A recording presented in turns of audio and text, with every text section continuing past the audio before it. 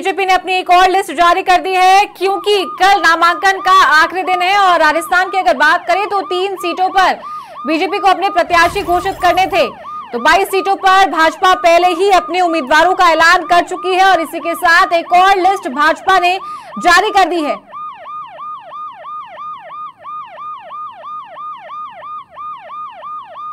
तो नामांकन प्रक्रिया 20 तारीख से शुरू हुई थी और 7 दिन यानी कि 20 से 27 तारीख तक पहले चरण में जिन राज्यों में चुनाव होने वाले हैं उनको नामांकन अपना दाखिल करना था। एक लिस्ट भाजपा ने जारी कर दिया और दौसा से कन्हैया लाल जिन्हें टिकट दिया गया है ये भाजपा के प्रत्याशी है। तो इस वक्त की बड़ी खबर आपको बता दें कि भाजपा ने अपनी सूची जारी कर दी एक और साथ ही राजस्थान से 2 सीटों पर उम्मीदवारों का ऐलान हुआ है। करौली धौलपुर से इंदु देवी जाटव और दौसा से कन्हैया लाल मीणा, और साथ ही एक जो उम्मीदवार है वो मणिपुर से उतारा गया है। तो अब 2 और सीटों पर भाजपा ने अपनी सूची जारी कर दी है। ज्यादा जानकारी के साथ सहयोगी अधिराज का रुख करते हैं। अधिराज, एक और लिस्ट भाजपा ने जारी की है और दौसा और करौली धौलपुर से उम्मीदवारों का ऐलान कर दिया है।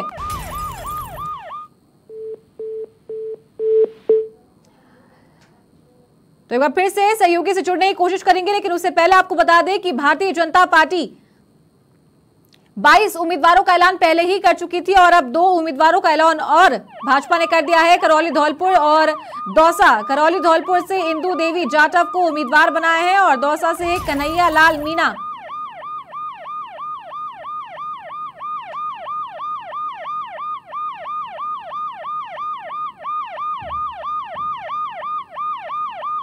तो लोकसभा चुनाव का बिगुल बज चुका है और कल नामांकन प्रक्रिया का आखिरी दिन है। उससे पहले आज भाजपा ने एक और सूची अपनी जारी कर दी है। 2 लोकसभा क्षेत्रों से उम्मीदवारों का ऐलान यहां किया गया है। करौली धौलपुर से इंदु देवी जाटव और दौसा से कन्हैया लाल मीणा।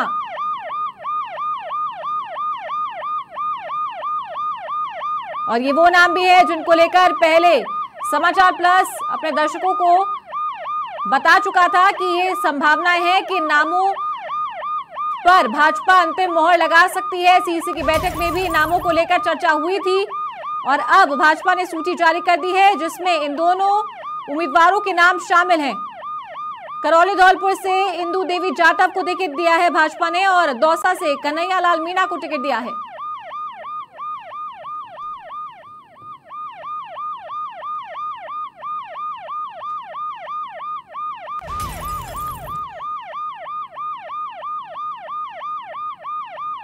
तो बीजेपी ने राजस्थान को लेकर ये तीसरी सूची जारी की है और दौसा और करौली धौलपुर सीट से प्रत्याशी घोषित किया गया है। दौसा से कन्हैया लाल मीणा और करौली धौलपुर से इंदु देवी जाटव को टिकट दिया है। दोनों सीटों पर पहले चरण में मतदान होना है और कल आखिरी दिन है नामांकन दाखिल करने का। दोनों सीटों पर भाजपा ने सांसदों का टिकट काट दिया है। दौसा से जसकौर मीणा, करौली से मनोज राजौरिया का टिकट काट दिया है। ज्यादा जानकारी के साथ सहयोगी अधिराज का रुख करते हैं। अधिराज, दौसा और करौली धौलपुर में उम्मीदवारों का ऐलान कर दिया है, दोनों सांसदों का टिकट काट के इन दोनों को टिकट दिया है।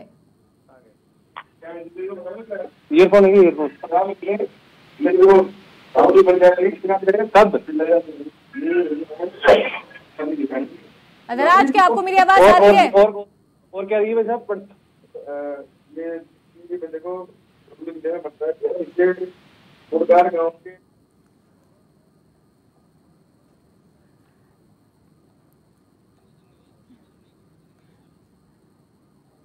तो एक बार फिर से हमारे सहयोगी अधिराज से जुड़ने की कोशिश करेंगे। उससे पहले आपको बता दें कि भाजपा ने राजस्थान को लेकर ये तीसरी सूची जारी की है और ये वो 2 सीटें हैं जिन पर प्रथम चरण में राजस्थान में चुनाव होने वाला है, मतदान होगा। और दिलचस्प बात यहां पर यह भी है कि भाजपा ने यहां सांसदों का टिकट काटा है। क्या कुछ वजह उसकी रही है, क्या कुछ कारण रहे हैं, इन पर चर्चा की जाएगी। दौसा से जसकौर मीणा और करौली से मनोज राजौरिया का टिकट काटकर इन 2 उम्मीदवारों को टिकट दिया गया है। कन्हैया लाल मीणा और करौली धौलपुर से इंदु देवी जाटव को टिकट दिया है।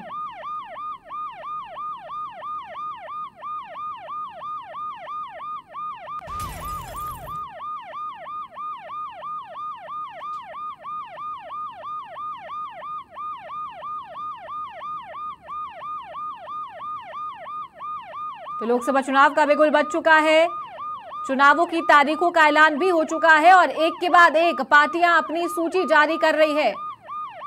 नामांकन प्रक्रिया को देखते हुए आज भाजपा ने अपनी एक और सूची राजस्थान के लिए जारी की, जिसमें करौली धौलपुर से इंदु देवी जाटव को टिकट दिया है और दौसा से कन्हैया लाल मीणा को टिकट दिया है।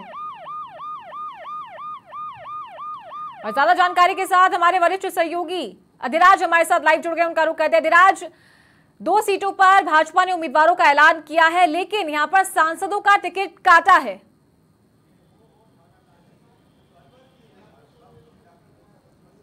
देखिए चारू, दोनों ही मौजूदा सांसदों का टिकट काट दिया गया है। खासतौर पर मनोज राजौरिया जो करौली धौलपुर से थे, उनका टिकट काट दिया गया है और दौसा से जसकौर मीणा, उनका टिकट काट दिया गया है। दौसा से कन्हैया लाल मीणा को टिकट दिया गया है और वहां से करौली धौलपुर से इंदु देवी जाटव को टिकट दिया गया है। इंदु देवी जाटव की बात की जाए तो बेहद ही साधारण सी कार्यकर्ता है, बहुत ज्यादा कोई बहुत बड़ा पॉलिटिकली उनका कोई कैरियर नहीं रहा है। वो प्रधान रही है, निर्विरोध प्रधान चुनी गई थी और पार्टी ने उनको मौका दिया है और ये पहले से ही चर्चा थी कि दोनों ही जगह टिकट काटा जाएगा और दोनों ही जगह टिकट कट गया है। खासतौर पर दौसा और करौली धौलपुर की बात की जाए तो एक साधारण कार्यकर्ता को टिकट दिया गया है।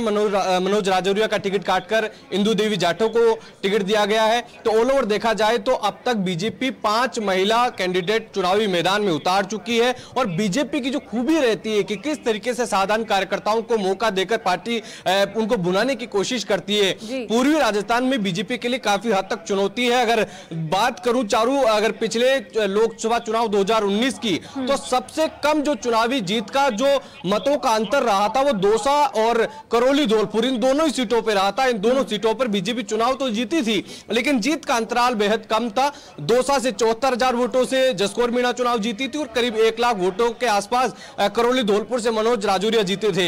ऐसे में एक साधारण सी कार्यकर्ता जो वहां की प्रधान रही इंदु देवी जाटव, उसको यहां पर पार्टी ने प्रत्याशी बनाया है। वहीं कन्हैया लाल मीणा दौसा से पुराने कार्यकर्ता है, संघनिष्ठ कार्यकर्ता है और पुराने कह सकते कि पुराने नेता है, लंबे समय से राजनीति की थी। हालांकि पिछले कुछ चुनाव लगातार हारते रहे हैं, लेकिन वो भैरव सिंह शेखावत सरकार में भी मंत्री रहे।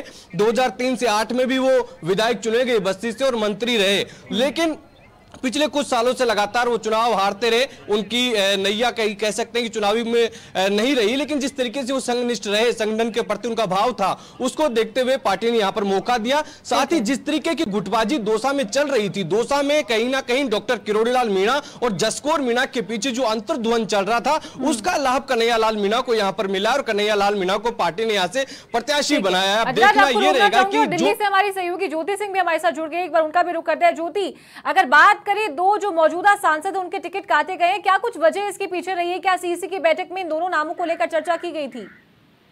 बिल्कुल चालू, देखिए सीईसी की बैठक की अगर हम बात करें जो दिल्ली में आयोजित की गई थी, तो देखिए इन दोनों नामों पे चर्चा हुई थी, लेकिन देखिए हम लगातार ही अपने दर्शकों को ये जानकारी देते आ रहे थे कि इस बार जो है नए चेहरों पर दांव बीजेपी की तरफ से लगाया जाएगा। कई सारे जो मौजूदा सांसद हैं उनके टिकट भी काटे। ऐसी स्थिति में जब दोनों ही जो नेताओं के बीच में जिस तरीके की अदावत रही, तो दिल्ली को बार बार वहां पर चर्चा करना पड़ा। और क्योंकि दौसा जो सीट है वो कहीं ना कहीं कांग्रेस के लिए मजबूत है, कांग्रेस वहां पर मजबूत है, ऐसी स्थिति में किस तरीके से वहां चुनाव जीता जाए, क्योंकि मैंने आपको बताया कि पिछली बार भी जीत का अंतराल बहुत ज्यादा नहीं था। ऐसी स्थिति में बीच का रास्ता निकाला गया और कन्हैया लाल मीणा एक सॉफ्ट व्यक्ति के तौर पर उनकी पहचान है, सभी लोगों में स्वीकार है, लेकिन जिस तरीके से बस्ती विधानसभा क्षेत्र में पिछले कई सालों में जो समीकरण बने उसके अनुरूप उनको वो जीत नहीं पाए। हालांकि पिछली बार बस्ती विधानसभा क्षेत्र से भी उनको टिकट नहीं मिला विधानसभा चुनाव में और ब्यूरोक्रेट से जो रिटायर्ड थे चंद्रमोहन मीणा, उनको टिकट दिया गया। लेकिन अब पार्टी ने एक बड़ा विश्वास उनको जताया है। लेकिन क्या दोनों ही नेता डॉक्टर किरोड़ी लाल मीणा और जसकौर मीणा उनके साथ लगेगी और किस तरीके से उसको सीट निकाल कर लाएंगे, चुनौती रहेंगी, क्योंकि मुरारी लाल मीणा बड़े नेता के तौर पर वहां जाने जाते हैं और बार बार कहा जा रहा था कि अगर मुरारी लाल मीणा को चुनौती देनी होगी तो ऐसी स्थिति में किरोड़ी लाल मीणा खुद चुनाव लड़े या उनका भाई चुनाव लड़े। लेकिन पार्टी जिस तरीके की रीति नीति के साथ चलती है, वहां पर एक साधारण से कार्यकर्ता जो हमेशा रोकना चाहूंगी। दिल्ली से हमारी सहयोगी ज्योति भी हमारे साथ जुड़ गई है, एक बार उनका भी रुख कर लेती हूँ। ज्योति, आपसे जानना चाहेंगे क्या कुछ वजह रही है कि मौजूदा सांसदों का टिकट काटा गया है और ये जो 2 नए नाम हैं जो कि साधारण कार्यकर्ता हैं, इनके नामों को लेकर क्या सीईसी की बैठक में चर्चा हुई थी? बिल्कुल चारू, देखिए सीईसी की बैठक की बात करें तो देखिए सीईसी की बैठक में चर्चा के नामों पर भी और देखिए नए नामों पर भी चर्चा हुई थी।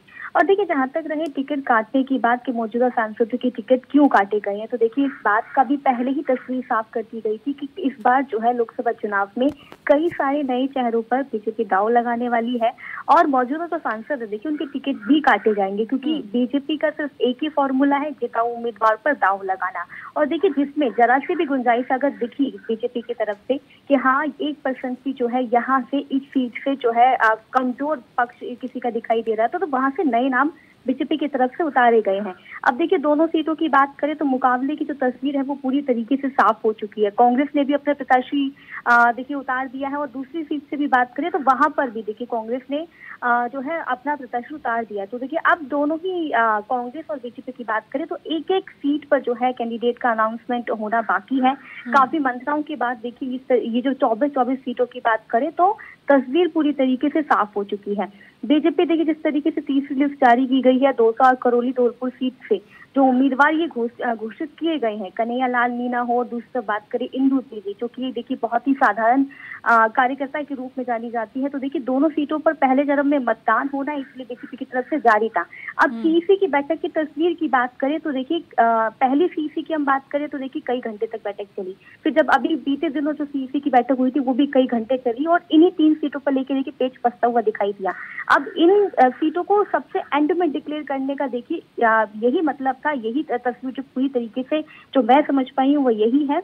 वो इसीलिए देखिए लेट का अनाउंसमेंट करने का कारण ही यही क्योंकि इस पर माथापच्ची चल रही थी, पेच फंसा हुआ दिखाई दे रहा था, किसे कैंडिडेट बनाया जाए, क्या टिकट काटना चाहिए। जो फीडबैक बीजेपी के आलाकमान तक आया गया था उस फीडबैक के मद्देनजर रखते हुए और जो रिपोर्ट्स थी उनके मद्देनजर रखते हुए जो मौजूदा सांसद है उनका टिकट काटा गया और नए चेहरों पर देखिए जो दाव है बीजेपी की तरफ से चालू यहाँ पर लगाया गया है। अब देखना होगा कि ये जो नए चेहरे हैं ये आने वाले लोकसभा चुनाव में किस तरीके से अपना परफॉर्मेंस देते हैं और बीजेपी का जो 400 पार का नारा है उसको किस तरीके से ये पार जो जीत हासिल है वो किस तरीके से हासिल करवाते हैं चारों। ठीक है, बहुत शुक्रिया आपका ज्योति हमारे साथ जुड़ने के लिए। तो ये थी हमारी सहयोगी ज्योति सिंह फोन लाइन पर हमारे साथ जुड़ी थी। और एक बार फिर से सहयोगी अधिराज सिंह का रुख करते हैं। अधिराज, जिन 2 सीटों पर अभी भाजपा ने उम्मीदवार उतारे हैं कितना फिट ये बैठते हैं और किस तरह का मुकाबला यहाँ पर कांग्रेस और भाजपा के बीच में देखा जाएगा? देखिए निश्चित तौर पर चारों यहाँ पर मुकाबला रहेगा। मैंने आपको पहले भी कहा कि पूर्वी राजस्थान की वो सीटें हैं जहां पर कांग्रेस काफी मजबूत है और 2019 के मतों के अंतराल को देखे तो वो ये कहती है कि इन सीटों पर मुकाबला टफ रहेगा, क्योंकि पिछली बार जब 2019 में मिशन 25 में बीजेपी कामयाब हुई लेकिन ये वो सीटें थी जिन पर करीबी मुकाबला रहा। दौसा में बहुत करीबी मुकाबला रहा। जो मुरारी लाल मीणा है अभी जो कांग्रेस के प्रत्याशी हैं उनकी पत्नी सविता मीणा चुनावी मैदान में थी और दूसरी तरफ बीजेपी से जसकौर मीणा चुनावी मैदान में थी और महज 70,000 के करीब चुनावी जीत का जो अंतराल था वो रहा था। अमूमन सीटों पर 3 लाख 4 लाख 2.5 लाख का जीत का अंतराल रहा, लेकिन दौसा में बहुत करीबी मुकाबला रहा। ऐसी स्थिति में कहा जा सकता है कि इस बार भी मुकाबला काफी रोचक रहेगा, काफी कंटेस्ट वाली सीट दौसा रहेगी। दौसा को लेकर तमाम जो सियासी विश्लेषक है वो भी ये मानते हैं और पार्टी के भीतर के जो लोग वो भी ये मानते हैं कि दौसा में मुकाबला कड़ा होने वाला है और काफी कह सकते हैं कि टफ मुकाबला रहेगा। बीजेपी किस तरीके से सीट को निकाल कर ला पाती है ये देखने वाली बात होगी। और करौली धौलपुर में एक साधारण सी कार्यकर्ता को, एक मौजूदा प्रधान को जो निर्विरोध प्रधान चुनी गई करौली से, उनको यहां पर जो है मौका दिया गया है। पूर्व मुख्यमंत्री वसुंधरा राजे धौलपुर से आती है, उनका क्षेत्र आता है इस सीट में, तो किस तरीके से उस सीट को निकाला जाए, क्योंकि मनोज राजौरिया का जो टिकट था वसुंधरा राजे का टिकट था पिछली बार, लेकिन अब जिस तरीके से सियासी समीकरण बदले हैं उसके बाद में टिकटों में भी फेरबदल हुए हैं और हमने इस बात के बहुत पहले ही संकेत दे दिए थे कि इस बार टिकट कटेंगे। लेकिन अब बीजेपी के 24 जो लिस्ट है 25 में से 24 प्रत्याशियों की घोषणा हो गई है। आपको याद होगा चारों, हमने इस बात का जिक्र किया था कि बीजेपी इस बार महिला प्रत्याशियों की संख्या बढ़ाएगी। तो अब तक 5 महिला प्रत्याशी चुनावी मैदान में बीजेपी की ओर से उतारी जा चुकी है, जो कि पिछली बार सिर्फ 3 थी। 2019 में 3 महिलाओं को टिकट दिए गए थे और बीजेपी ने इसको बढ़ाकर 5 किए हैं। तो ये कहीं ना कहीं इसको भी भुनाने की कोशिश की जाएगी। जिस तरीके से साधारण से कार्यकर्ताओं को पार्टी ने टिकट दिए, चाहे वो जालोर सिरोही की बात हो, जिस तरीके से एक साधारण से कार्यकर्ता लुम्हाराम को पार्टी ने लोकसभा में भेजने का निर्णय लिया, अब वो जीत पाएंगे नहीं पाएंगे ये तय करेगा। लेकिन एक कार्यकर्ताओं में जोश दिलाने के लिए कार्यकर्ताओं को लगता है कि पार्टी हमें किसी भी वक्त कभी भी मौका दे सकती है।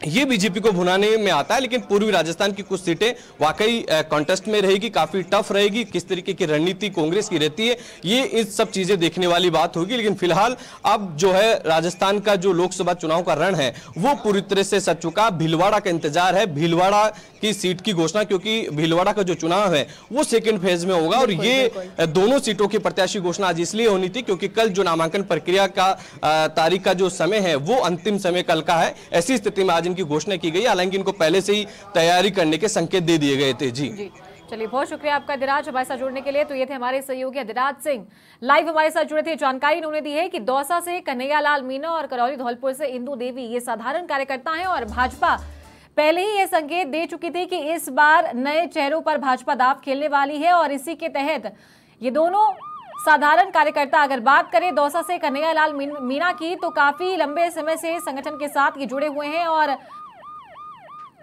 अच्छे कार्यकर्ता है, मेहनती कार्यकर्ता है और इसी का तोहफा इन्हें इस बार दिया है कि लोकसभा का उम्मीदवार इन्हें बनाया है दौसा से। और बात करें करौली धौलपुर से तो इंदु देवी जाटव प्रधान रह चुकी है और राजनीति से बहुत ज्यादा ताल्लुक इनका नहीं था, लेकिन बावजूद इसके इस बार इन पर दांव खेला है भाजपा ने। तो देखना होगा किस तरह का मुकाबला इन दोनों सीटों पर यहां पर रहने वाला है। और जिस तरीके से सहयोगी दिराज ने बताया था कि ज्यादा मार्जिन नहीं था 2019 की अगर बात करें तो लोकसभा चुनाव के दौरान कुछ 78,000 का जो डिफरेंस था वो करौली धौलपुर में देखने को मिला था और दौसा में करीबन 97,000 का डिफरेंस देखने को मिला था वोटों के बीच में। और इसीलिए ये सीट काफी हॉट सीट भी रहने वाली है। देखना होगा कैसा मुकाबला इस बार इन सीटों पर रहने वाला है।